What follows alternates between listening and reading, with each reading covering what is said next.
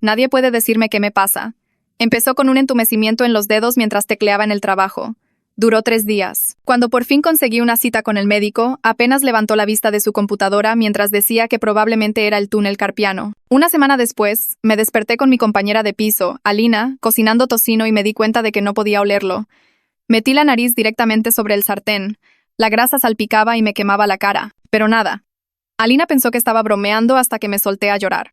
El médico del consultorio de urgencias me alumbró la nariz con una luz durante 2 segundos y me recetó antibióticos que no sirvieron de nada. Cuando recuperé el olfato, 9 días después, todo estaba mal. El café olía a monedas. La comida olía a químicos que no podía identificar. Entonces Alina me encontró en el baño a las 3 a.m., contando los moretones de mis piernas. 23, le dije. Esta mañana solo tenía 7. Los moretones eran de un morado intenso y dolorosos, extendiéndose por mis espinillas y muslos. Alina me llevó a urgencias, donde me hicieron análisis de sangre durante 4 horas. Todo salió normal. A veces la gente simplemente se amorata fácilmente, dijo el doctor. Los dolores de cabeza empezaron durante una junta importante. La presión detrás de mi ojo derecho aumentó tan rápido que jadeé y me agarré la cara. El dolor era tan intenso que vomité en el bote de basura de la sala de juntas mientras todos miraban. Y de repente, paró. La tomografía en el hospital no mostró nada. Seguramente es estrés, dijo el neurólogo. El pelo se me empezó a caer a mechones mientras me lo lavaba. El dermatólogo dijo que era alopecia areata, probablemente inducida por estrés. Se me empezaron a dislocar las articulaciones cuando intentaba alcanzar cosas.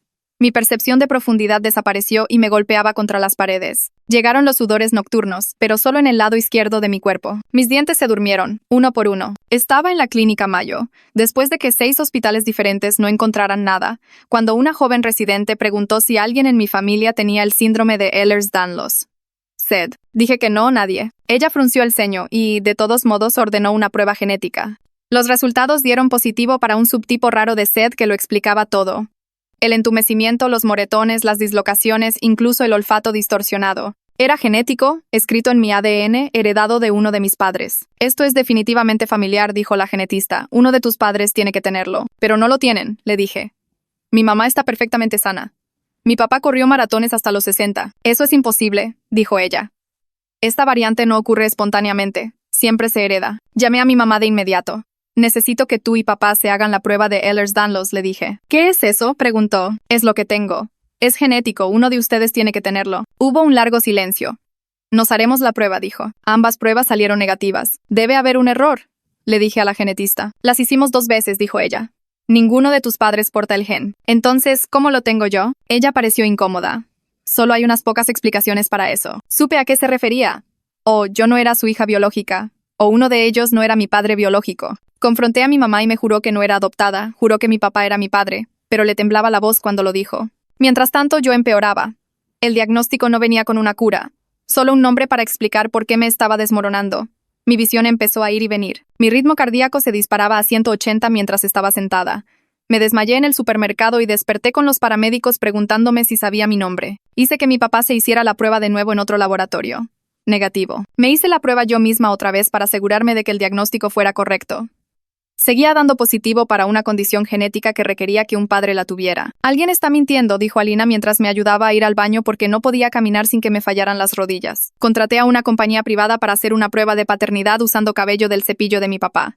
Mientras esperaba los resultados, mis manos empezaron a contraerse como garras. Mi piel se volvió tan frágil que se rasgaba si me rascaba. Tuve que usar una silla de ruedas porque se me seguía dislocando la cadera. Los resultados de paternidad confirmaron que mi papá era mi padre biológico. Así que hice que mi mamá se hiciera la prueba en 3 laboratorios diferentes. Todos negativos. Esto es médicamente imposible, dijo el último doctor. Usted tiene una condición genética que requiere herencia paterna, pero ninguno de sus padres porta el gen. ¿Y eso qué significa?, pregunté. No lo sé, dijo. Nunca he visto algo así. Mi mamá dejó de contestar mis llamadas después de la 3ª prueba. Mi papá dijo que solo estaba estresada. Pero cuando aparecí en su casa sin avisar, los encontré empacando cajas. ¿A dónde van?, pregunté desde mi silla de ruedas. Solo necesitamos un tiempo, dijo mi mamá sin mirarme. ¿Tiempo de qué? ¿De que descubra que han estado mintiendo sobre algo? No hemos mentido sobre nada, dijo ella. Pero le temblaban las manos mientras cerraba una caja con cinta adhesiva. Me estaba muriendo de una enfermedad genética que no podía existir en mi cuerpo a menos que alguien hubiera mentido sobre quién era yo. Y mis padres estaban huyendo en lugar de darme respuestas. Esa noche se me durmió la lengua. Mi garganta empezó a tener espasmos que me dificultaban tragar. Alina me encontró en el suelo del baño a la mañana siguiente. Mis articulaciones estaban tan flojas que no podía ponerme de pie. Mi piel estaba cubierta de rasgaduras por la más mínima presión. Y cuando llamó a mis padres para pedir ayuda, su número estaba desconectado. La hermana de Alina llegó en 40 minutos. Trabajaba de noche en el hospital y vino directamente de su turno, todavía con su filipina. Me levantaron juntas del suelo del baño, soportando mi peso entre las dos mientras yo sentía que mis articulaciones podían separarse por completo. Cada movimiento enviaba dolores agudos a través de mis caderas y hombros. Me pusieron en mi cama y me rodearon de almohadas, colocándolas bajo mis rodillas y a mis costados para mantener todo estable. La hermana de Alina me tomó el pulso y miró las heridas en mi piel de donde había estado tirada en el azulejo. No dijo mucho, pero su cara mostraba preocupación. Después de asegurarse de que podía respirar bien y no estaba empeorando, se fue a dormir un poco. Alina se quedó junto a la cama, con su laptop abierta, buscando información sobre qué debíamos hacer. No podía quedarme ahí tirada esperando que mi cuerpo fallara más. Le pedí a Alina que me trajera mi laptop y empecé a armar un Excel. Cada síntoma iba en su propia fila con la fecha en que comenzó, cuánto duró, qué médico vi, qué dijeron que era. El entumecimiento de mis dedos, los moretones, los desmayos, las dislocaciones, los problemas de visión, los picos de ritmo cardíaco. Añadí columnas para los resultados de las pruebas y otra para lo que los médicos descartaron como estrés o algo normal. Organizar todo en datos hizo que el caos pareciera más pequeño. Pude ver patrones que antes había pasado por alto. El Excel creció a 3 páginas. Me tomó 6 horas porque mis manos seguían acalambrándose y tenía que descansarlas cada pocos minutos. Pero cuando terminé tenía un registro completo de 6 meses de misterio médico. Esto ya no era una crisis familiar. Era un proyecto de investigación. Y yo sabía cómo manejar la investigación. El menú telefónico de la aseguradora me hizo presionar 7 números diferentes antes de llegar a una persona real. La representante sonaba aburrida cuando preguntó cómo podía ayudarme. Le expliqué que necesitaba autorización para una consulta con un especialista en trastornos genéticos raros. Me puso en espera. La música era terrible. Cuando volvió dijo que primero necesitaba una derivación de mi médico de cabecera. Le dije que mi médico de cabecera fue el que dijo que era túnel carpiano y no hizo nada. Me puso en espera otra vez. Esta vez esperé 12 minutos. Regresó diciendo que necesitaba el nombre del especialista y la información de su consultorio. Le di los detalles de 3 genetistas diferentes que había investigado. Tercera espera. Duró 8 minutos. Volvió diciendo que ninguno de ellos estaba dentro de la red. Le pedí que encontrara a alguien dentro de la red que se especializara en patrones de herencia inusuales. Cuarta espera. Me negué a colgar. La batería de mi teléfono estaba al 15%. Finalmente, dijo que encontró una genetista clínica a 2 horas de distancia que podría funcionar. Dije que sí de inmediato y ella procesó la solicitud de derivación. Mis manos temblaban mientras escribía el correo electrónico a mi supervisor. El cursor parpadeó en la línea de asunto durante 5 minutos antes de que pudiera escribir algo. Expliqué que tenía una condición genética grave que causaba problemas físicos progresivos y necesitaba una incapacidad médica inmediata. Escribir esas palabras hizo que todo se sintiera definitivo. Ya no estaba solo enferma. Estaba demasiado enferma para trabajar. Añadí que proporcionaría la documentación de mis médicos y que daría seguimiento a los papeles de la incapacidad. Mi dedo se cernía sobre el botón de enviar. Pensé en mi carrera, mis proyectos, mi escritorio con las fotos de mis padres que tendría que quitar. Entonces le di a enviar y cerré la laptop. Ya no podía fingir que podía escribir informes mientras se me dormían los dedos o asistir a juntas mientras mi ritmo cardíaco llegaba a 180. La aseguradora llamó 3 días después. Aprobaron la consulta con Julia Peacock, la genetista clínica que había publicado investigaciones sobre patrones de herencia inusuales en trastornos genéticos. Su primera cita disponible era en 2 semanas. 2 semanas parecían imposibles cuando mi cuerpo se desmoronaba a diario. Pero también me dio tiempo para prepararme. Imprimí cada resultado de prueba, cada nota de médico, cada informe de laboratorio. Los organicé cronológicamente en una carpeta de 3 anillos con pestañas de colores. Escribí un resumen de 2 páginas de la paradoja genética con citas a los resultados de las pruebas. Hice copias de todo. Julia Peacock iba a tener cada pieza de información que pudiera darle. Necesitaba usar el baño e intenté levantarme de la cama.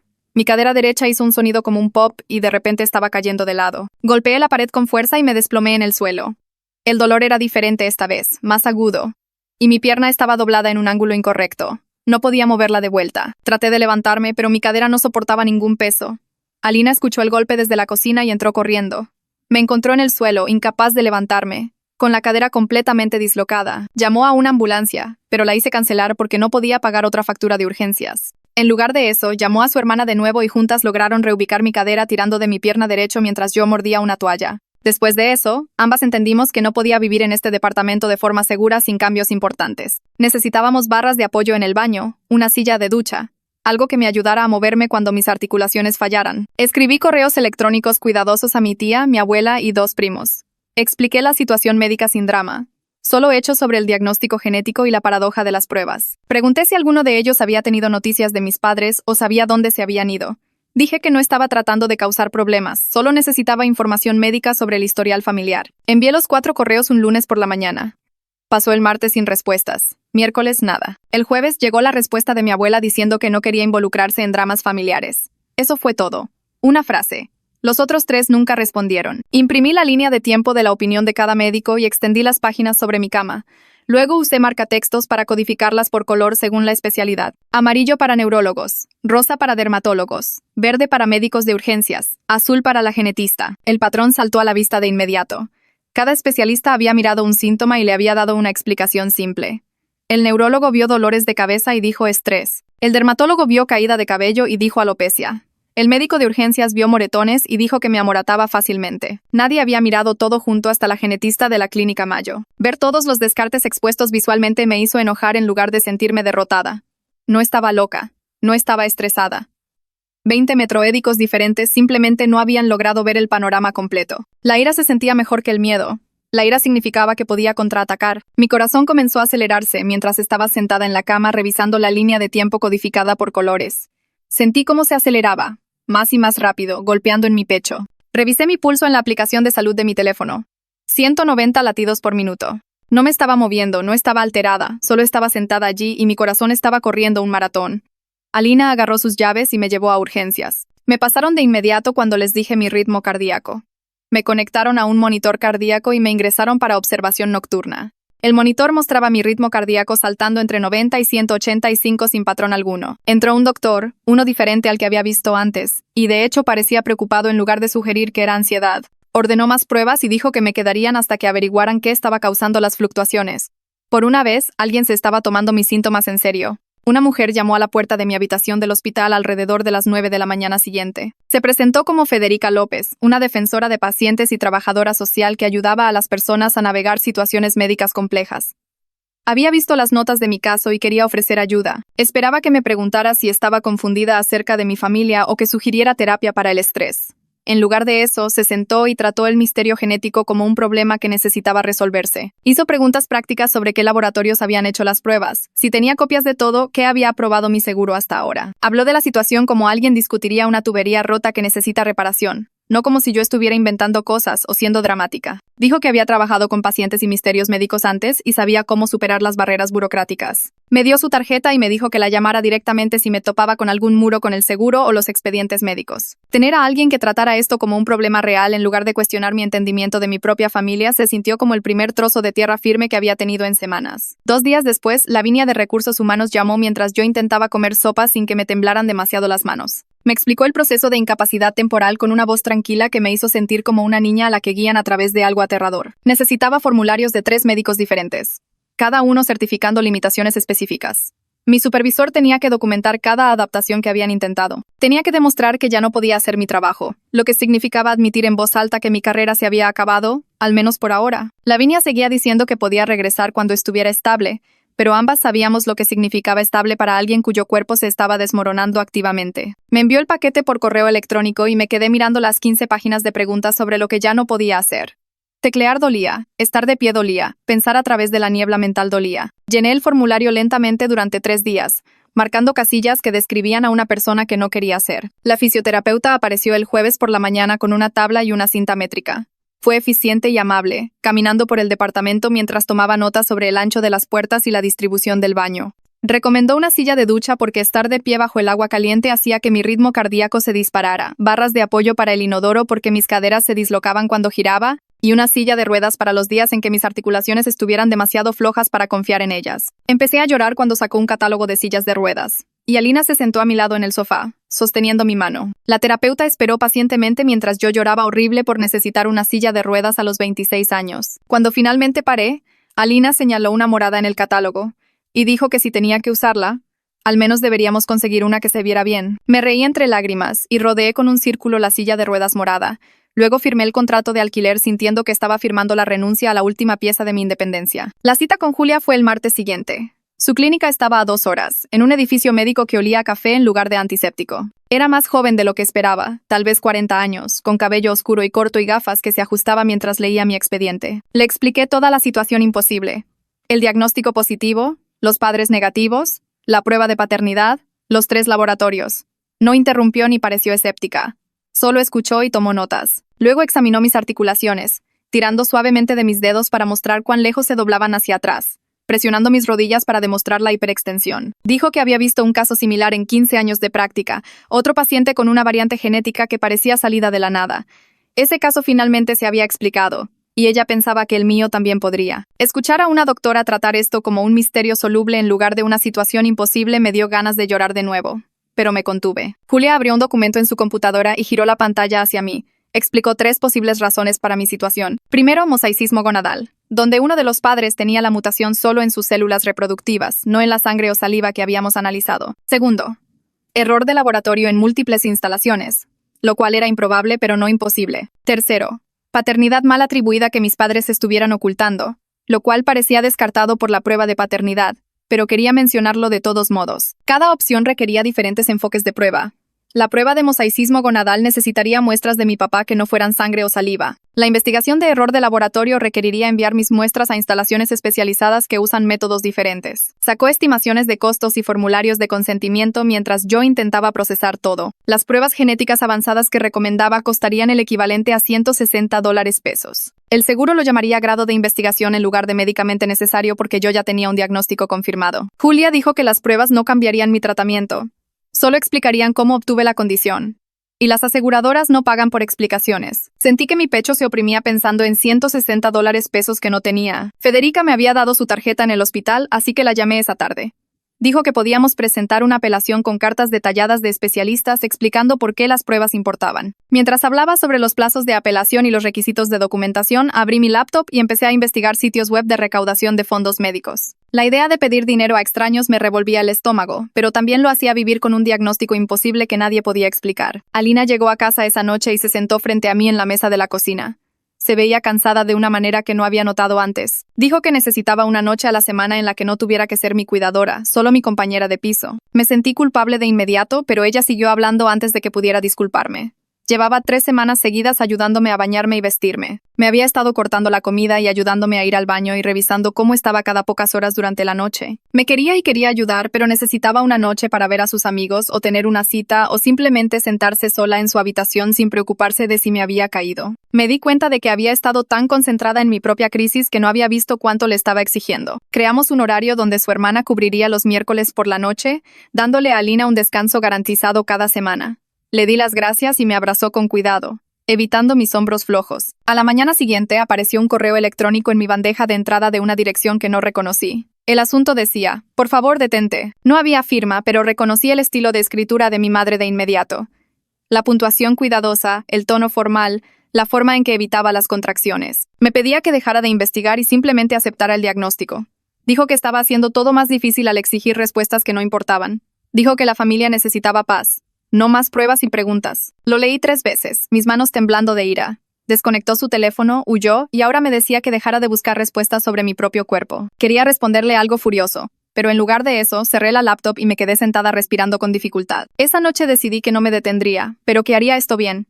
No más espirales de investigación desesperadas a altas horas de la noche donde me convencía de teorías imposibles. No más mensajes acusatorios a familiares que no merecían ser arrastrados a esto. Abrí un nuevo documento y escribí reglas claras para mí misma. Solo buscar pruebas médicamente válidas a través de los canales adecuados. Mantener documentación de todo. Respetar los límites mientras sigo buscando la verdad. No dejar que el misterio consuma toda mi identidad. Imprimí las reglas y las pegué en mi pared, donde pudiera verlas todos los días. Julia llamó 3 días después para explicar el mosaicismo gonadal con más detalle. Dijo que significaba que un padre podía tener la mutación solo en sus espermatozoides u óvulos, no en las muestras de sangre o saliva que analizamos. Era raro, pero estaba médicamente documentado. Los padres con mosaicismo gonadal podían transmitir condiciones genéticas a sus hijos mientras daban negativo en las pruebas ellos mismos. Explicaría por qué las pruebas regulares de mi papá salieron negativas. Lo explicaría todo. Las pruebas requerirían que mi papá proporcionara muestras diferentes, unas que realmente contuvieran células reproductivas. Empezó a explicar los requisitos específicos, pero yo ya entendía a qué se refería. La carta de rechazo del seguro llegó ese viernes. Decía que mi diagnóstico ya estaba confirmado a través de pruebas estándar y que una mayor investigación era innecesaria para fines de tratamiento. La secuenciación avanzada que necesitaba fue clasificada como de grado de investigación, no médicamente necesaria. Quería gritarle a la lógica burocrática que decía que mi existencia imposible no merecía investigación. Quería arrojar la carta al otro lado de la habitación. En lugar de eso, la archivé cuidadosamente en mi carpeta de registros médicos y llamé a Federica para iniciar el proceso de apelación. 2 días después, estaba en el supermercado tratando de comprar víveres básicos cuando todo salió mal. Estaba alcanzando una caja de pasta en el estante superior cuando mi visión comenzó a ponerse borrosa por los bordes. Parpadeé con fuerza e intenté enfocar, pero la oscuridad se extendió hacia adentro como si alguien estuviera cerrando cortinas frente a mis ojos. Mi mano no alcanzó el estante y sentí que me volcaba de lado. El mundo se volvió completamente negro y escuché el estruendo antes de sentirlo. Estantes de metal, latas golpeando el suelo, mi cuerpo estrellándose contra algo duro. Luego, nada. Desperté con la cara de un extraño sobre la mía y voces preguntando si podía oírlos. Alguien sostenía mi cabeza firme y me decía que no me moviera. Llegaron los paramédicos y comenzaron a hacer preguntas mientras me ataban a una camilla. Querían saber mi nombre, qué día era, dónde estaba. Sabía todas las respuestas, pero mi corazón latía con tanta fuerza por la vergüenza que apenas podía articular las palabras. Todos en la tienda me miraban mientras me llevaban en la camilla más allá de las cajas. El viaje en ambulancia fue un borrón de máquinas pitando y más preguntas.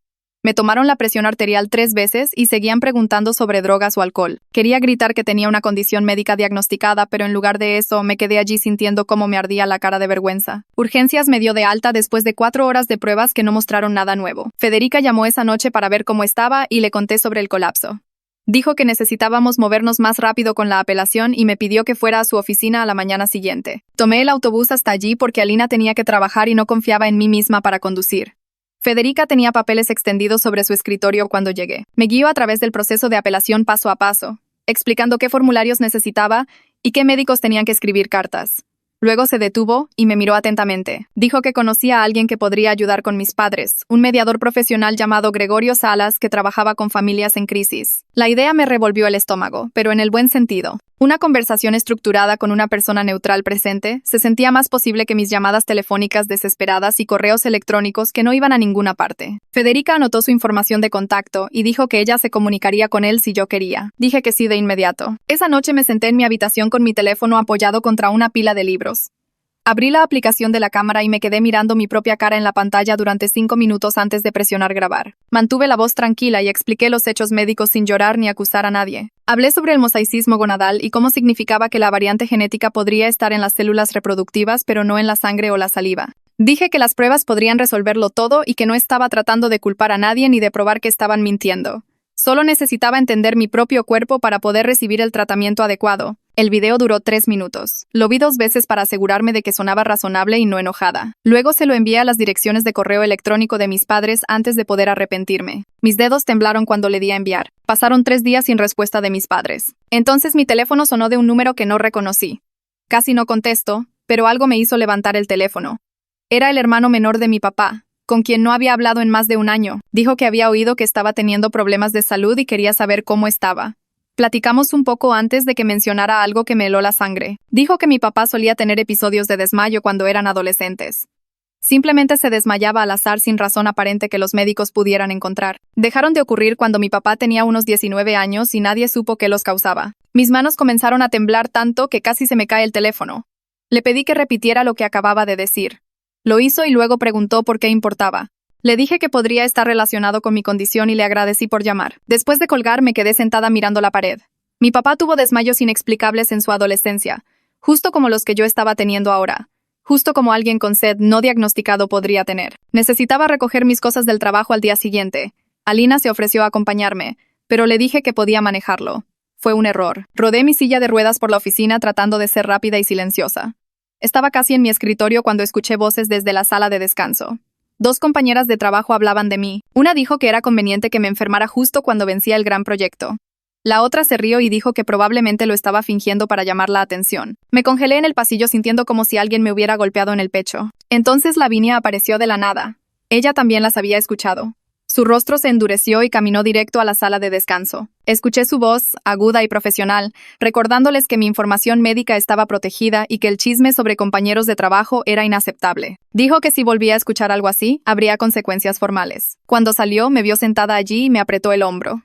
Me ayudó a empacar mi escritorio y me acompañó hasta el ascensor sin mencionar lo que había sucedido. El doctor Gaspar, el cardiólogo, me recetó un betabloqueador llamado propranolol 2 días después.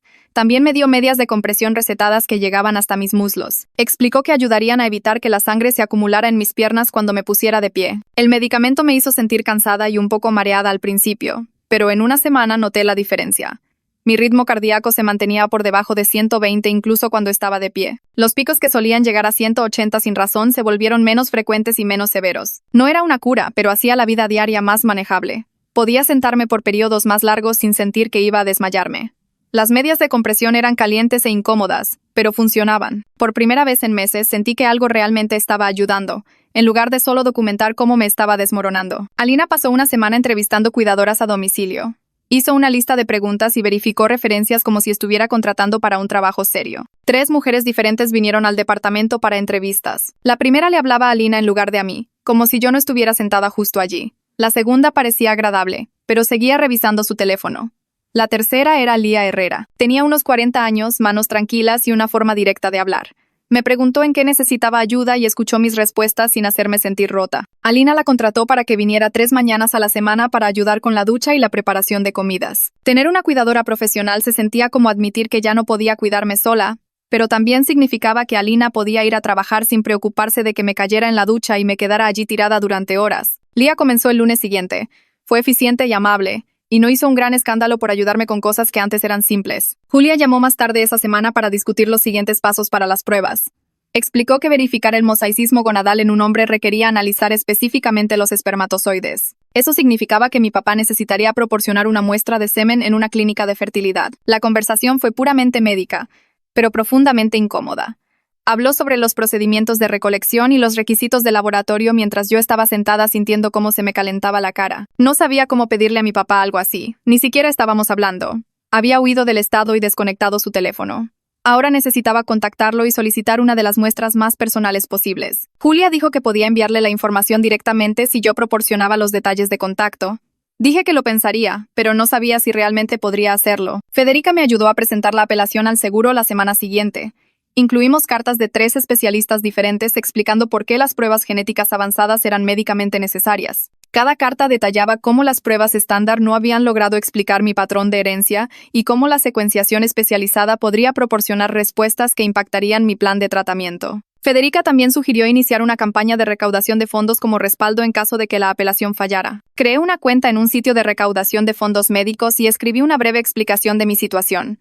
No esperaba mucho, pero en 2 días, antiguos compañeros de trabajo comenzaron a contribuir. Personas que apenas conocía de la universidad enviaron pequeñas donaciones. Incluso algunos primos lejanos que nunca había conocido aportaron. Cada notificación me hacía llorar un poco porque no me había dado cuenta de cuántas personas estaban prestando atención o se preocupaban lo suficiente como para ayudar. Gregorio Salas me llamó 3 días después de que Federica lo contactara. Su voz era tranquila y profesional. Explicó que se especializaba en ayudar a las familias a tener conversaciones difíciles cuando las emociones eran demasiado altas para la comunicación directa. Dijo que su trabajo no era tomar partido ni obligar a nadie a reconciliarse. Solo creaba un espacio seguro para que las personas hablaran sin que las cosas explotaran. Me preguntó si quería que él contactara a mis padres con un membrete profesional y neutral. Dije que sí. Explicó el proceso paso a paso. Enviaría cartas a sus últimas direcciones conocidas ofreciendo comunicación mediada. Las cartas enfatizarían que esto se trataba de información médica y salud familiar, no de culpa o juicio. Dijo que algunas personas respondían de inmediato y otras necesitaban tiempo para sentirse lo suficientemente seguras como para participar. Me dijo que no esperara resultados inmediatos, pero que seguiría intentándolo si yo quería. Le di permiso para contactarlos y luego esperé a ver si algo sucedía. En una semana, Gregorio envió las cartas certificadas a mis padres. Me llamó para decirme que estaban en el correo y que debería esperar actualizaciones en unos 10 días, dependiendo del tiempo de entrega y respuesta. Revisé los números de seguimiento obsesivamente en el sitio web del servicio postal, viendo las cartas moverse por las instalaciones de clasificación y en los camiones de reparto. La carta de mi mamá se mostró como entregada un martes por la mañana. 3 días después apareció en mi buzón con devolver al remitente garabateado en el frente con su letra. Ni siquiera la había abierto. Sostuve el sobre sin abrir y sentí que algo cambiaba dentro de mí, del dolor a algo más frío y determinado. La carta de mi papá también se mostró como entregada, pero no regresó nada. Gregorio dijo que eso en realidad era una buena señal, porque significaba que al menos la estaba leyendo en lugar de rechazarla de plano. 2 semanas después de que Gregorio enviara las cartas, Federica llamó con noticias sobre la apelación al seguro. Su voz estaba emocionada de una manera que no había escuchado antes. La compañía de seguros había aprobado una cobertura parcial para las pruebas genéticas avanzadas después de revisar su informe detallado sobre la necesidad médica. Había citado 3 casos precedentes diferentes donde pruebas similares se habían considerado esenciales para la planificación del tratamiento. Todavía tendría que pagar $60 de mi bolsillo por la parte que no cubrirían, pero era mejor que los $160 completos. La campaña de recaudación de fondos había recaudado $30 hasta ahora, lo que significaba que solo necesitaba encontrar otros $30 de alguna manera. Federica dijo que seguiría trabajando para encontrar subvenciones o programas de asistencia que pudieran cubrir el resto. Le di las gracias unas 6 veces antes de colgar, luego inmediatamente me solté a llorar porque sentí que era la primera vez en meses que algo realmente salía a mi favor. El alivio duró exactamente 4 días. Estaba sentada en la cama alcanzando un vaso de agua en la mesita de noche cuando ambos hombros se me dislocaron al mismo tiempo. El dolor fue tan repentino y completo que ni siquiera pude gritar. Simplemente me congelé con los brazos en ángulos extraños, incapaz de moverlos de vuelta o alcanzar mi teléfono. Alina estaba en la cocina y escuchó el vaso golpear el suelo cuando mi mano tuvo un espasmo. Me encontró sentada allí con lágrimas corriendo por mi cara, mis hombros visiblemente fuera de lugar, y agarró sus llaves sin decir nada. El médico de urgencias reubicó ambas articulaciones en 20 minutos, pero el dolor fue increíble incluso con la medicación. Me ingresaron durante la noche para observación porque el cirujano ortopédico quería verme por la mañana. Vino a mi habitación a las 7, examinó mis articulaciones y habló sobre estrategias agresivas de protección articular. Usó palabras como cuidador de tiempo completo y asistencia para la vida diaria de una manera que dejó claro que pensaba que ya no podía manejarlo sola. Ajustó mi plan de cuidados para incluir más aparatos ortopédicos, más fisioterapia y una conversación seria sobre si necesitaba a alguien conmigo todo el tiempo. Alina estaba sentada en la silla junto a mi cama, luciendo exhausta, y supe que no podía seguir dependiendo de ella de esta manera. Mientras aún estaba en el hospital, Julia llamó para decirme que había presentado una solicitud al Departamento de Salud Estatal para mi prueba del tamiz neonatal. A cada bebé nacido en el estado se le hace una prueba de detección de condiciones genéticas y guardan una muestra de sangre seca en archivo durante años. Si todavía tenían la mía, podrían analizarla para confirmar si tenía la variante genética desde el nacimiento. Eso probaría que no me cambiaron al nacer en el hospital, que era una de las últimas explicaciones alternativas que a alguien se le ocurría. El estado dijo que tomaría de 4 a 6 semanas localizar la muestra y realizar las pruebas. 6 semanas parecían una eternidad cuando me desmoronaba más rápido cada día. Los resultados llegaron en 5 semanas en lugar de 6.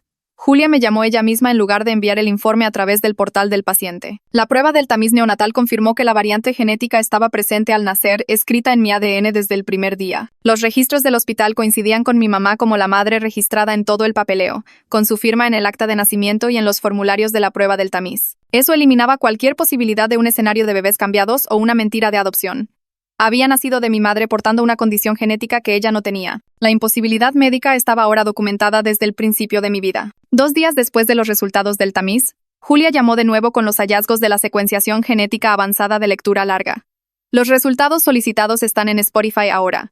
Revisa el enlace en la descripción o comentarios. Los resultados eran técnicos y llenos de términos que no entendía, pero ella lo explicó en un lenguaje más simple. Los marcadores genéticos que rodeaban mi variante de SED sugerían que provenía del lado paterno basándose en patrones de herencia en mi ADN. El análisis era probabilístico en lugar de definitivo, pero múltiples indicadores apuntaban hacia mi papá como la fuente, aunque su sangre y saliva habían dado negativo 3 veces. Julia dijo que esto fortalecía la teoría del mosaicismo gonadal, porque mostraba herencia paterna sin expresión paterna en los tejidos corporales. La ciencia era complicada, pero significaba que nos estábamos acercando a una respuesta real. La línea de recursos humanos llamó esa misma semana para programar una reunión formal sobre la transición de la incapacidad temporal a la incapacidad permanente. Fue profesional y amable, guiándome a través del papeleo, el cronograma y el porcentaje de salario que recibiría. La reunión tuvo lugar en una sala de juntas en la oficina, y yo aparecí en mi silla de ruedas porque mis caderas no estaban lo suficientemente estables como para arriesgarme a caminar. Ver a mis antiguos compañeros en el pasillo fue más difícil de lo que esperaba. Sonrieron y saludaron, pero no sabían qué decir, y yo tampoco sabía qué decir. La reunión en sí estuvo bien, solo firmas y explicaciones de beneficios, pero se sintió como cerrar una puerta a mi antigua vida. Alina me llevó a casa después y lloré en el coche durante 20 minutos mientras ella se sentaba en silencio y no intentaba hacer que me sintiera mejor. El betabloqueador y las medias de compresión funcionaban mejor de lo que nadie esperaba. Mis picos de ritmo cardíaco se volvieron menos frecuentes y menos severos durante las siguientes semanas. Podía sentarme sin que mi corazón saltara a 150. Podía estar de pie por cortos periodos sin sentir que me iba a desmayar. El doctor Gaspar dijo que este nivel de control era realista de mantener a largo plazo con ajustes de medicación según fuera necesario. Fue la primera buena noticia médica que había tenido en meses. La primera vez que un médico dijo que algo realmente se mantendría mejor, en lugar de solo empeorar más lentamente. Me aferré a esa noticia como a un salvavidas. 3 días después, llegó otro correo electrónico anónimo a mi bandeja de entrada. El asunto decía: última advertencia. El mensaje era más contundente que antes. Decía que estaba destruyendo la familia al seguir con esta investigación y exigía que dejara de contactar a nadie al respecto. El tono era la voz de abogada de mi madre, precisa y amenazante, con palabras cuidadosamente elegidas que se detenían justo antes de ser amenazas legales reales. Me hizo enojar de una manera que el primer correo no lo había hecho. Respondí estableciendo un límite claro. Dije que tenía derecho a entender mi propia condición médica y que no me detendría. Dije que podía bloquear mis correos si no quería saber de mí, pero que no iba a fingir que el misterio genético no existía solo porque la incomodaba. Lo envié antes de poder dudarlo. Esa misma semana, Gregorio llamó con una actualización. Había localizado el lugar de trabajo de mi papá a través de registros públicos y había enviado una carta profesional allí, explicando la situación médica y solicitando contacto. 3 días después, mi papá llamó a Gregorio directamente. Hablaron durante 40 minutos y mi papá aceptó una reunión mediada. Dijo que mi mamá se negaba a participar y no quería que él hablara conmigo tampoco, pero que él lo iba a hacer de todos modos. Gregorio programó la reunión para dentro de 2 semanas en su oficina en el centro. Dijo que mi papá sonaba asustado pero dispuesto, lo cual era más de lo que habíamos tenido antes. Marqué la fecha en mi calendario y traté de no pensar en lo que diría cuando finalmente viera a mi papá de nuevo después de todos estos meses. Pasé los siguientes 2 días leyendo todo lo que pude encontrar sobre mosaicismo genético y patrones de herencia. Los artículos de investigación usaban palabras que tenía que buscar 3 veces antes de que tuvieran sentido. Pero seguí adelante porque entender la ciencia se sentía como el único control que me quedaba. Encontré un foro de apoyo en línea para personas con trastornos genéticos raros y pasé 1 hora escribiendo una publicación que explicaba mi situación sin usar nombres ni detalles de identificación. Describí la paradoja de la herencia, las pruebas paternas negativas, la paternidad confirmada y pregunté si alguien se había encontrado con algo similar. Lo publiqué a las 11 de la noche y no esperaba respuestas por días, pero cuando revisé mi teléfono 2 horas después, ya había 3 respuestas. 2 personas dijeron que habían oído hablar de casos similares que involucraban algo llamado mosaicismo gonadal, donde un padre porta una mutación solo en sus células reproductivas. Una persona compartió enlaces a 3 artículos de investigación que no había encontrado, incluido un estudio de caso de 2018 sobre un padre que dio negativo en muestras de sangre pero positivo en análisis de semen. Me quedé despierta hasta las 4 de la mañana leyendo esos artículos, mis manos temblando mientras subrayaba pasajes sobre cómo esto podría explicar la infertilidad y las paradojas de la herencia. La reunión con mi papá estaba programada para las 2 en punto de un jueves. Alina me llevó a la oficina de Gregorio en el centro, ayudándome a pasar del coche a mi silla de ruedas porque mis caderas se sentían flojas e inestables esa mañana. El edificio de oficinas tenía buena accesibilidad y Gregorio nos recibió en el vestíbulo para mostrarnos su sala de conferencias. Mi papá ya estaba allí, sentado a una larga mesa con las manos entrelazadas frente a él. Parecía 10 años mayor de lo que recordaba. Su cabello más gris, su rostro demacrado y cansado. Se puso de pie cuando entré, pero no se movió hacia mí, y pude ver que sus manos también temblaban. Gregorio explicó las reglas básicas de la conversación, manteniendo su voz tranquila y profesional, y luego le pidió a mi papá que compartiera lo que quería decir. Mi papá negó haber tenido una aventura, su voz firme al principio. Y le creí porque nunca pensé que esa fuera la respuesta de todos modos. Luego se detuvo y miró la mesa durante un largo rato antes de decir que él y mi mamá habían usado fecundación in vitro, FIV, para concebirme porque él tenía problemas de fertilidad. Las palabras quedaron flotando en el aire mientras mi cerebro intentaba procesar lo que eso significaba. Pregunté qué tipo de problemas de fertilidad y dijo bajo conteo de esperma y problemas de motilidad que hacían casi imposible la concepción natural. Alina se estiró y apretó mi mano porque ella entendió antes que yo lo que esta revelación cambiaba. Saqué mi teléfono y le mostré a mi papá el artículo de investigación sobre el mosaicismo gonadal, mis dedos torpes en la pantalla. Si tenía problemas de fertilidad, le expliqué. Eso podría significar que tenía la variante genética solo en sus espermatozoides, no en su sangre o saliva, lo que explicaría por qué todas sus pruebas regulares salieron negativas, pero yo aún así heredé la mutación. Mi papá leyó el artículo lentamente, sus labios moviéndose ligeramente, y cuando levantó la vista, sus ojos estaban húmedos. Gregorio preguntó si estaría dispuesto a proporcionar muestras para pruebas más detalladas, y mi papá dijo que sí de inmediato, como si hubiera estado esperando que alguien le diera una forma de probar la verdad. Gregorio ya había preparado formularios de consentimiento para pruebas de múltiples tejidos, incluido el análisis de semen con documentación de cadena de custodia para garantizar que el laboratorio no pudiera cometer errores. Mi papá firmó todo con manos temblorosas, su firma más desordenada de lo que recordaba de las tarjetas de cumpleaños y los permisos escolares. Parecía asustado y aliviado a la vez, como si hubiera estado cargando algo pesado y finalmente pudiera dejarlo. Nos sentamos en esa sala de conferencias durante otra hora mientras Gregorio explicaba el cronograma de las pruebas y lo que los resultados podrían mostrar. El laboratorio necesitaría 2 semanas para procesar todo, analizar la sangre y la saliva de mi papá nuevamente como controles, y luego hacer una secuenciación genética detallada en la muestra de semen para buscar la presencia de bajo nivel de mi variante. Mi papá hizo preguntas técnicas que me sorprendieron sobre las tasas de error y los intervalos de confianza, y me di cuenta de que él también había estado leyendo sobre esto. Cuando finalmente salimos de la oficina, mi papá nos acompañó al coche y me preguntó si podía llamarme en unos días.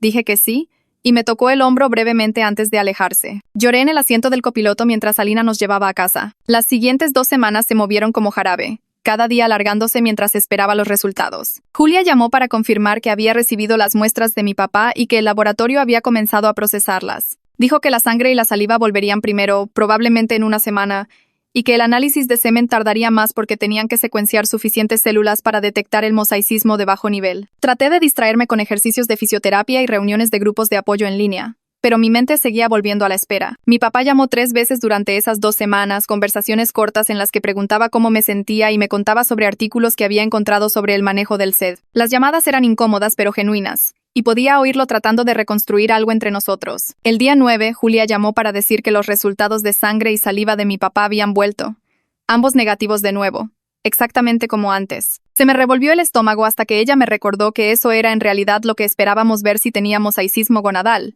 Los resultados del semen eran los que importaban, y esos estarían listos en 3 días más. El día 12, desperté con mi ritmo cardíaco en 160 mientras estaba acostada en la cama.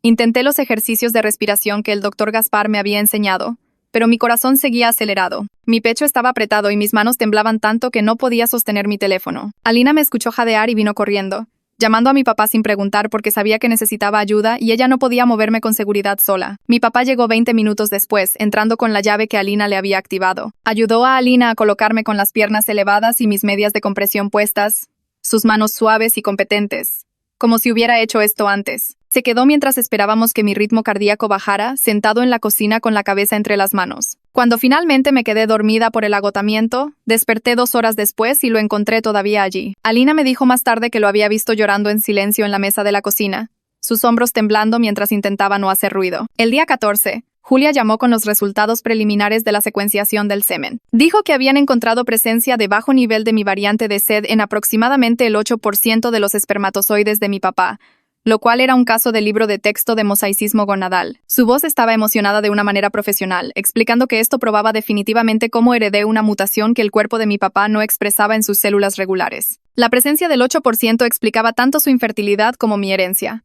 y dijo que este era exactamente el tipo de caso que necesitaba ser documentado en la literatura médica. Le pedí que llamara a mi papá directamente y se lo explicara, porque quería que él escuchara de un médico que esto probaba que estaba diciendo la verdad. Lo llamó esa tarde, y él me llamó a mí 1 hora después, su voz quebrándose mientras intentaba hablar. Explicó entre sollozos que él y mi mamá habían huido porque estaban muy asustados de que la gente pensara que mi mamá había tenido una aventura, que la vergüenza y el miedo al juicio los habían hecho correr en lugar de quedarse a encontrar respuestas. Siguió disculpándose, diciendo que habían sido estúpidos y cobardes, que habían dejado que su miedo me lastimara cuando más los necesitaba. Dejé que llorara y se disculpara sin interrumpir, porque él necesitaba decirlo y yo necesitaba escucharlo. Cuando finalmente dejó de hablar, le dije que entendía por qué habían tenido miedo, pero que eso no hacía que estuviera bien que me hubieran dejado. Estuvo de acuerdo y dijo que estaba yendo a terapia y quería hacerlo mejor. 3 días después de que llegaron los resultados, recibí un correo electrónico formal de un bufete de abogados que no reconocí. El correo estaba dirigido a mí con el formato legal adecuado, y el mensaje decía que mi madre solicitaba que cesara todo contacto directo con ella, y que cualquier comunicación futura debería pasar por su abogado. El lenguaje era frío y preciso, amenazando con demandas por acoso si continuaba contactándola a ella o a otros miembros de la familia. Pero notablemente, el correo electrónico no decía nada sobre que mi papá se comunicara conmigo, y esa ausencia se sintió significativa. Mi mamá estaba trazando una línea entre ella y yo, pero no estaba tratando de evitar que mi papá la cruzara. Leí el correo 5 veces, buscando significados ocultos o suavidad que no estaba allí, y luego lo guardé en una carpeta y decidí que no respondería. Lavinia de Recursos Humanos llamó a la mañana siguiente para finalizar mi transición a la incapacidad permanente. Me guió a través del papeleo confirmando mi estado, explicando que recibiría el 60% de mi salario y que mi seguro de salud continuaría a través de Cobra si pagaba las primas. Respondió a todas mis preguntas sobre el cronograma de beneficios y qué pasaría si mi condición mejoraba lo suficiente como para volver a trabajar algún día.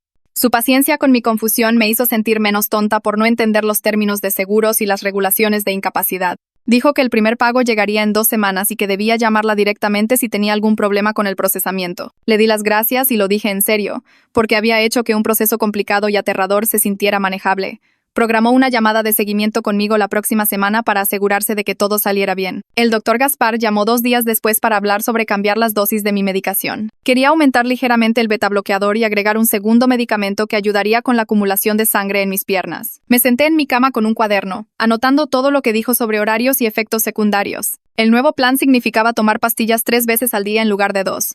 pero él pensaba que me ayudaría a sentarme erguida por más tiempo sin que mi corazón se volviera loco. Tenía razón.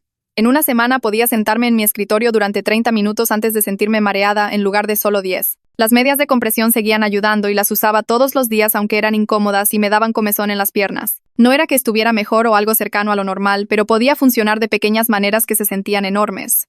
Podía desayunar sentada en la mesa en lugar de acostada en la cama. Podía hacer videollamadas con la gente sin necesidad de acostarme a la mitad. Mi estado basal seguía siendo bastante malo en comparación con las personas sanas, pero era sostenible de una manera que los meses anteriores no lo habían sido. Empecé a pensar en lo que venía ahora que el misterio genético tenía una respuesta. Mi papá tenía mosaicismo gonadal, lo que significaba que la mutación estaba solo en sus espermatozoides, y por eso todas sus otras pruebas salieron negativas. Sin aventuras, sin mentiras, solo biología rara que nadie pensó en probar hasta que Julia lo sugirió. Quería que mi mamá supiera esto.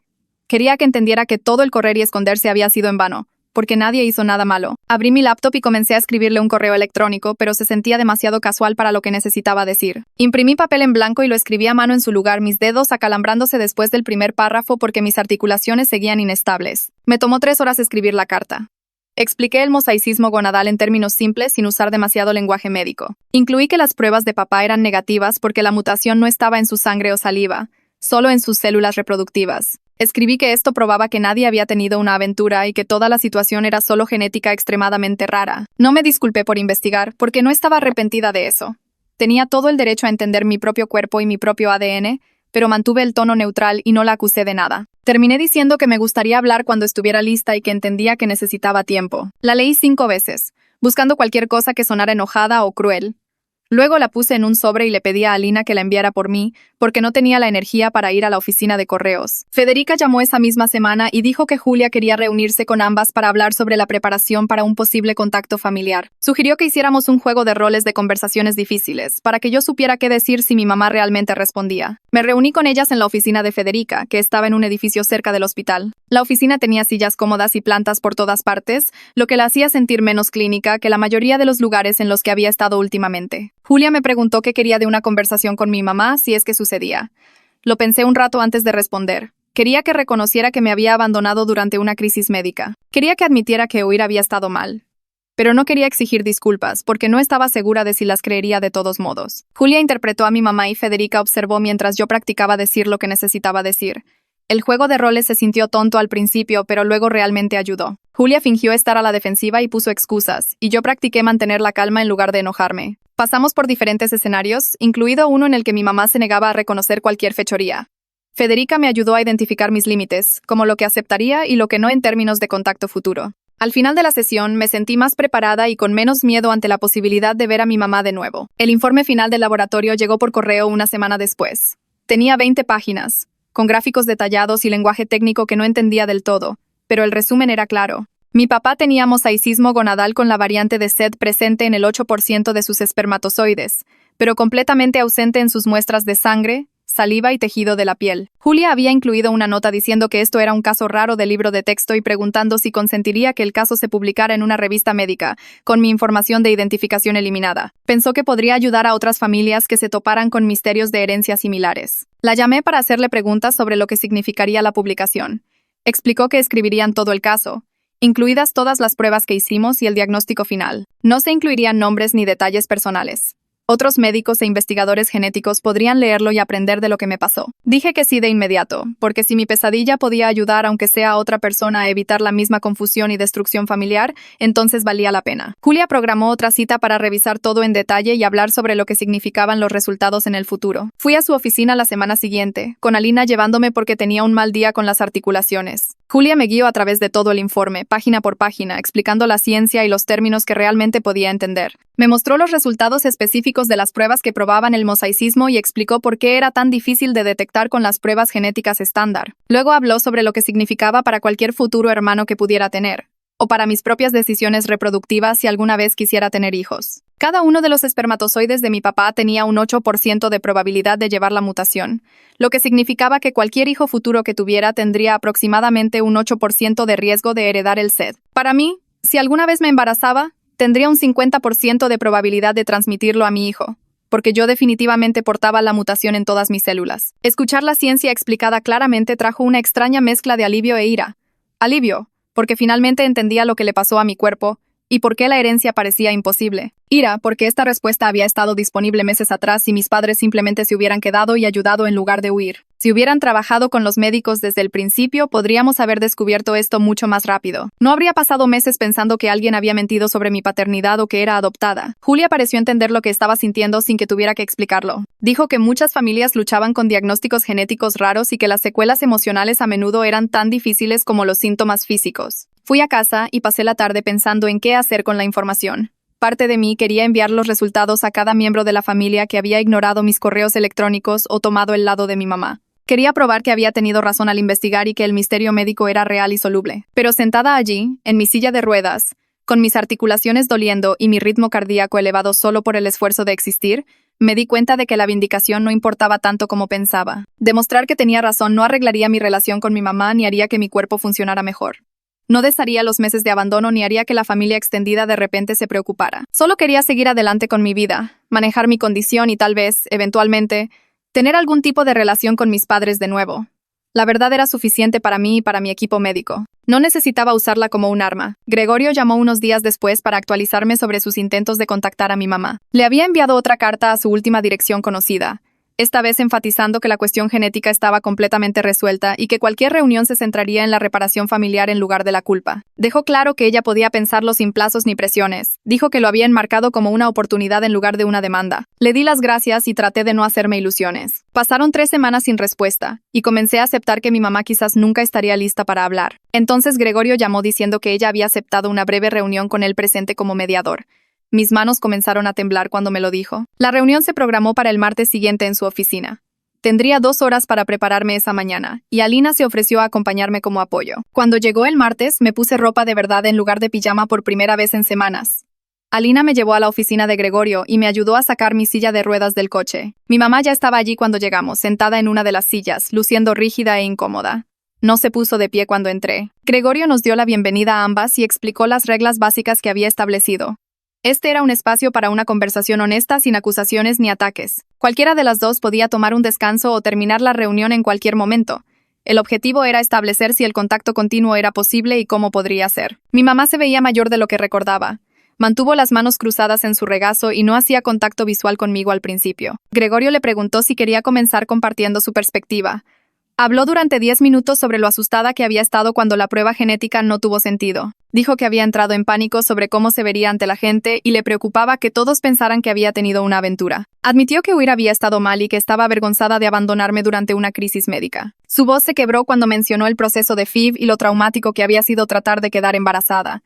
Dijo que lidiar con mi misterio genético había traído de vuelta todo ese viejo dolor y miedo. Escuché sin interrumpir, porque Gregorio me había dicho que la dejara terminar. Cuando terminó, le expliqué con calma que entendía que tuviera miedo, pero que su miedo no excusaba el haberme dejado sola cuando me estaba desmoronando físicamente. Dije que había necesitado a mis padres y ellos habían elegido su reputación por encima de mi salud. Mi mamá asintió y se secó los ojos, pero no discutió. Gregorio nos guió hacia hablar sobre el contacto futuro en lugar de quedarnos enfocadas en el pasado. Pasamos 1 hora estableciendo reglas básicas que se sentían manejables para ambas. Mi mamá aceptó responder a actualizaciones de salud mensuales por correo electrónico. Dijo que consideraría llamadas telefónicas en unos meses, una vez que hubiera tenido más tiempo para procesar todo. No era reconciliación ni perdón, pero era comunicación. Era más de lo que había tenido en meses. Le dije que eso era aceptable y que no presionaría por más de lo que ella podía manejar en ese momento. Cuando terminó la reunión, mi mamá se puso de pie y dudó, como si fuera a intentar abrazarme. Pero luego solo asintió y se fue. Alina me llevó de regreso al coche y lloré todo el camino a casa, no porque estuviera triste, sino porque algo había cambiado y no sabía cómo sentirme al respecto. Lía vino a la mañana siguiente para ayudarme a establecer una rutina diaria sostenible. Llevaba trabajando conmigo unas semanas para entonces y entendía mis limitaciones mejor que la mayoría. Trajo un cuaderno y mapeamos mis niveles de energía a lo largo del día. Las mañanas eran mi mejor momento, cuando podía sentarme y concentrarme. Las tardes eran más difíciles y usualmente necesitaba acostarme. Por las noches, mi ritmo cardíaco se volvía inestable y necesitaba quedarme mayormente quieta. Planeamos mis actividades en torno a estos patrones en lugar de tratar de luchar contra ellos. Lía me mostró cómo usar el equipo de adaptación que había estado evitando, como la silla de ducha y la herramienta de agarre para alcanzar cosas. Me enseñó estrategias de conservación de energía, como sentarme mientras cocinaba y hacer las tareas en pequeños bloques en lugar de todo a la vez. La aceptación que vino con planificar en torno a mis limitaciones, en lugar de luchar constantemente contra ellas, trajo esta paz inesperada. No me estaba rindiendo ni dejando que la enfermedad ganara. Solo estaba siendo realista sobre lo que mi cuerpo podía manejar y trabajando dentro de esos límites. Se sintió como la primera vez en meses que dejaba de luchar contra mi propia existencia. El papeleo del trabajo llegó 2 semanas después en un sobre grueso que Alina llevó a mi habitación.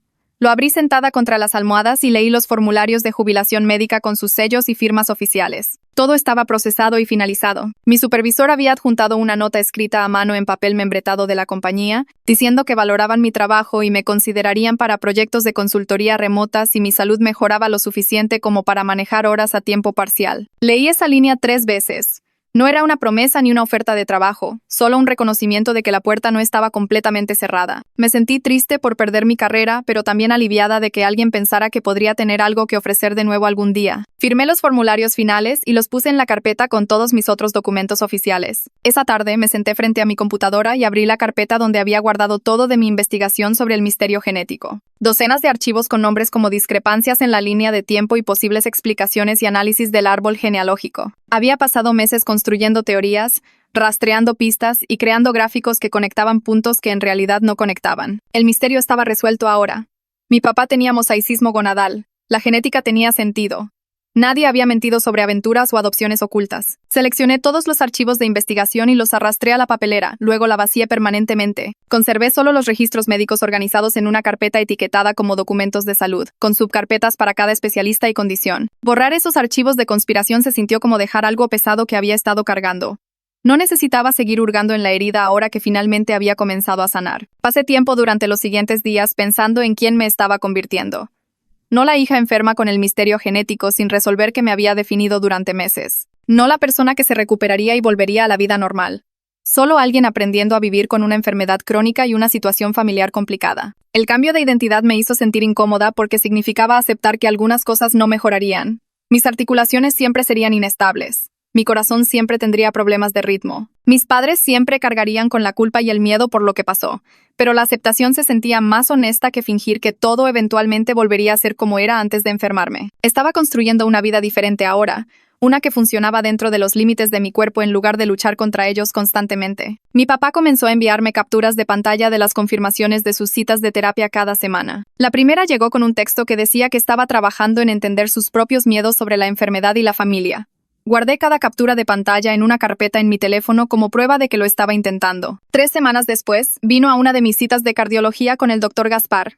Se sentó en silencio mientras el doctor Gaspar revisaba mi ritmo cardíaco y presión arterial y ajustaba mi dosis de beta bloqueador. Luego, mi papá hizo preguntas inteligentes sobre la disautonomía, sobre si el medicamento necesitaría aumentos con el tiempo y qué síntomas debía vigilar que pudieran significar que necesitaba atención de emergencia. El doctor Gaspar respondió todo pacientemente y mi papá tomó notas en su teléfono. Podía verlo tratando de entender con lo que yo vivía todos los días, en lugar de evitarlo porque le asustaba. Después de la cita, me llevó a casa y me ayudó a entrar sin hacerlo sentir como lástima. No era perdón todavía, pero era algo. Los correos electrónicos mensuales de mi mamá comenzaron a llegar puntualmente el 1 de cada mes. Eran breves y formales, usualmente solo unas pocas frases preguntando cómo me sentía y si mis síntomas habían cambiado. Nunca llamó, y yo no presioné por conversaciones telefónicas, pero respondía cuando enviaba actualizaciones sobre cambios de medicación o nuevos síntomas o citas con especialistas. Su tono cambió gradualmente de justificaciones defensivas a preguntas cautelosamente interesadas. El correo de marzo preguntó específicamente sobre mi uso de la silla de ruedas y si había encontrado un buen fisioterapeuta. El correo de abril mencionó que había estado leyendo sobre el SED en línea. No eran correos cálidos o maternales, pero eran comunicación constante, lo cual era más de lo que había tenido en meses. Encontré un grupo de apoyo virtual para personas con síndrome de Ehlers-Danlos a través de un sitio web de defensa del paciente. El grupo se reunía 2 veces al mes en videollamadas con unos 15 miembros regulares. Durante mi tercera reunión, compartí el resultado de mi situación de pruebas genéticas, explicando el diagnóstico de mosaicismo gonadal y cómo había resuelto el misterio de la herencia. Mantuve las partes del drama familiar vagas, pero fui honesta sobre lo difícil que había sido obtener las pruebas y respuestas adecuadas. Después de que terminó la reunión, 2 personas me enviaron mensajes privados agradeciéndome por estar dispuesta a discutir el proceso de pruebas genéticas en detalle. Una persona dijo que le ayudó a entender qué preguntas hacerle a sus propios médicos sobre los patrones de herencia. La otra dijo que mi historia le dio valor para presionar a los miembros de su familia para que se hicieran la prueba, aunque se resistían. No había esperado que mi pesadilla fuera útil para nadie más, pero aparentemente compartir los detalles médicos ayudó a las personas a abogar por sí mismas. Mis síntomas alcanzaron un estado basal estable por esa época. Algunos días eran mejores que otros, pero podía predecir mis limitaciones y planificar en consecuencia. Las mañanas eran mi mejor momento para la actividad. Las tardes requerían descanso. Por las noches, mi ritmo cardíaco se volvía inestable y necesitaba quedarme mayormente quieta. La silla de ruedas se volvió esencial para salidas más largas como ir al supermercado o a citas médicas. Había dejado de sentirme avergonzada por usarla después de que una mujer en la farmacia me dijo que deseaba haber comenzado a usar ayudas de movilidad años antes, en lugar de destruir sus articulaciones tratando de caminar a todas partes. Ahora solo la veía como una herramienta que me permitía hacer cosas que de otra manera no podría. El color morado todavía me hacía sonreír a veces. La aseguradora creó un problema con mis pagos de incapacidad permanente en mayo. El cheque no llegó en la fecha esperada y cuando llamé dijeron que había un problema de documentación que necesitaba revisión. Entré en pánico de inmediato porque no podía permitirme perder un pago. Llamé a Federica y le expliqué la situación. Me pidió que le reenviara toda la correspondencia del seguro y dijo que ella se encargaría. En 3 días, había presentado documentación médica adicional y había llamado directamente al administrador de casos de la compañía de seguros. El pago fue procesado y depositado con una carta de disculpa por el retraso administrativo. Todo se resolvió en menos de una semana. Tener a alguien que sabía cómo navegar el sistema marcó toda la diferencia entre una solución rápida y meses de apelaciones. Grabé una nota de voz en mi teléfono una noche que no podía dormir. Hablé sobre perdonar a mis padres parcialmente, no porque lo merecieran o porque lo que hicieron estuviera bien, sino porque cargar con la ira era agotador cuando ya estaba tan cansada. Dije que entendía que habían estado asustados y que el miedo hace que la gente haga cosas estúpidas. Dije que estaba eligiendo dejar ir parte del dolor porque aferrarme a él no me estaba ayudando a sanar. No le envié la nota de voz a nadie. Era solo para mí. Una forma de procesar los sentimientos complicados sin necesitar que nadie más los validara. La guardé en una carpeta en mi teléfono etiquetada como pensamientos privados y la reproducía a veces cuando sentía que la ira volvía. Mi sentido del olfato permaneció distorsionado, pero me adapté a él. El café seguía oliendo a monedas cada mañana, pero lo bebía de todos modos mientras hacía crucigramas en la mesa de la cocina. Mis articulaciones estaban apoyadas por almohadas. Mi silla de ruedas estaba estacionada junto a la mesa para cuando necesitaba moverme. Mis medicamentos estaban organizados en un pastillero semanal. Mi rutina estaba adaptada a mi realidad. Esta era mi vida ahora. No la vida que había planeado, pero la que estaba aprendiendo a vivir. Programé la cita con la abogada de incapacidad para el martes siguiente. Alina me llevó al edificio de oficinas en el centro y me ayudó a pasar del coche a mi silla de ruedas. El nombre de la abogada estaba en la puerta en letras simples. Nos recibió en el vestíbulo y nos llevó a una sala de conferencias con puertas anchas y espacio para maniobrar. Pasamos 2 horas revisando papeles. Explicó las directivas anticipadas en términos simples. ¿Qué pasaría si no pudiera tomar decisiones médicas? ¿Quién tendría la autoridad? Firmé formularios designando a Alina como mi apoderada médica y a mi papá como secundario. Organizamos mi situación financiera, configurando pagos automáticos para las facturas y creando un presupuesto basado en mis ingresos por incapacidad. Preguntó sobre la progresión de mi condición y le expliqué que ahora estaba estable, manejable con el equipo y la rutina adecuados. Mencionó que algunos de sus clientes con condiciones crónicas habían hecho una transición exitosa a trabajos remotos de medio tiempo después de estabilizarse. Discutimos cómo podría hacer eso en 6 meses si mi salud se mantenía constante. Archivar documentos, responder correos electrónicos, entrada de datos, cosas que podía hacer desde casa en mi propio horario. La posibilidad se sintió real en lugar de fantasía. Salí de su oficina con copias de todo en una carpeta, mis finanzas organizadas, mi futuro trazado en términos prácticos en lugar de solo miedo. Una semana después, mi papá me recogió para almorzar. Había investigado restaurantes con anticipación y encontró uno con estacionamiento accesible y pasillos anchos entre las mesas. La anfitriona nos sentó en una mesa de esquina con espacio para mi silla de ruedas. Pedimos comida y hablamos sobre sus sesiones de terapia, sobre los medicamentos que ayudaban a que mi ritmo cardíaco se mantuviera estable. A mitad de la comida, su teléfono vibró sobre la mesa. Miró la pantalla y su rostro cambió. Giró el teléfono hacia mí sin decir nada. Era un mensaje de texto de mi mamá preguntando cómo estaba yo. Mi papá me miró y preguntó si podía decirle que había ido bien. Dije que sí. Él tecleó una respuesta mientras yo miraba. No era la familia con la que había crecido, la que se desmoronó cuando todo se complicó, pero era algo que estábamos construyendo ahora, más pequeño y más cuidadoso, más honesto que antes. Finalmente, lo suficientemente estable como para sostenerse. Así es como sucedió desde mi lado, pero sé que tú lo ves de manera diferente. Dime tu versión en los comentarios. Me encanta leer todas las diferentes interpretaciones. Ustedes siempre hacen la historia más grande de lo que yo podría.